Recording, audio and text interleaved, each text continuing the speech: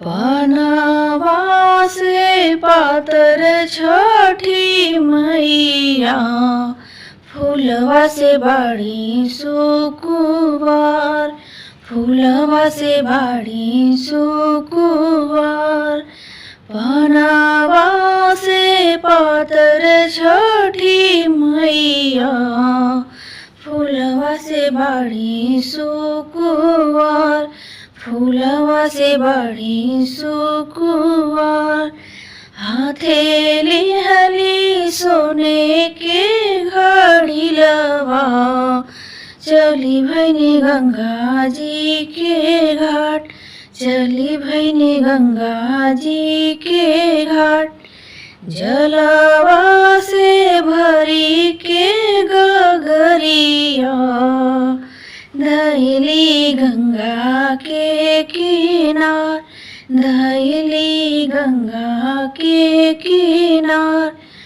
जलवा से भरी के गगरिया, धैली गंगा के किनार, धैली गंगा के किनार। कहवा बाड़ा मलहा बेटवा, दिहता घड़ी ला उठाए, दिहता घड़ी ला उठाए।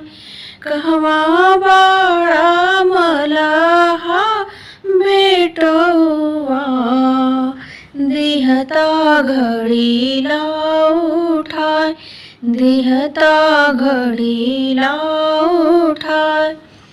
छठ माई के सुंदर सूरतिया, देखी मलहा सुध बुध गवाए, देखी मलहा सुध बुध गवाए। छठी माई के सुंदर सूरतिया, देखी मलहा सुध बुध गवाए, देखी मलहा सुध बुध गवाए। धैली हले नरमी कलैया, छठी मैया गईनी गुसिया, छठी मैया गईनी गुसिया। ई मती जाने रे मलहवा, हम है तेरिया लाचार, हम है तेरिया लाचार। ई मती जाने रे मलहवा, हम है तेरिया लाचार, हम है तेरिया लाचार। हम हई आदित्य देव के बहिना, जिनसे जग उजियार, जिनसे जग उजियार। आँख तोरे फुटोरे मलहवा, मिट जाए कुल परिवार, मिट जाए कुल परिवार। आँख तोरे फुटोरे मलहवा, मिट जाए कुल परिवार, मिट जाए कुल परिवार। इतना वचन सुनी मलहा, गिर जाले छठ माई के पाँव, गिर जाले छठ माई के पाँव। नहीं तो है चिन्ही छठ मैया, माफ करिया गलती हमार, माफ करिया गलती हमार। नहीं तो है चिन्ही छठ मैया, क्षमा करा गलती हमार, क्षमा करा गलती हमार। धन मोर करिए छठ बरतिया, चली मैया अंगना हमार, चली मैया अंगना हमार। अम्मा मोर करी है आरतिया। चली मैया अंगना हमार, चली मैया अंगना हमार। साँझे के देवो जलया रघिया, भोरे दूध से दिया, भोरे दूध से दिया।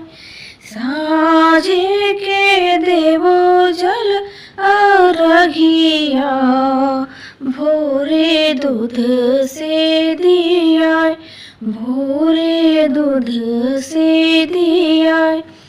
इतना वचन सुनी छठी मैया, मने मन मुस्काय, मने मन मुस्काय।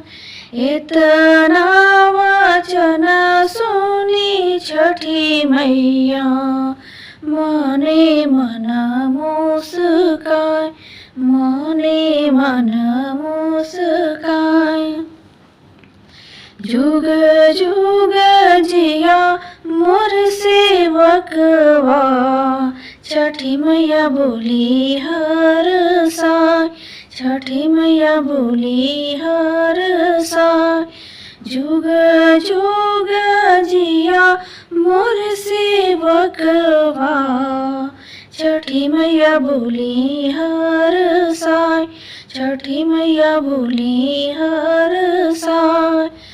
बढ़े तुहरो धन के सुहागवा, फले फूले कुल परिवार, फले फूले कुल परिवार।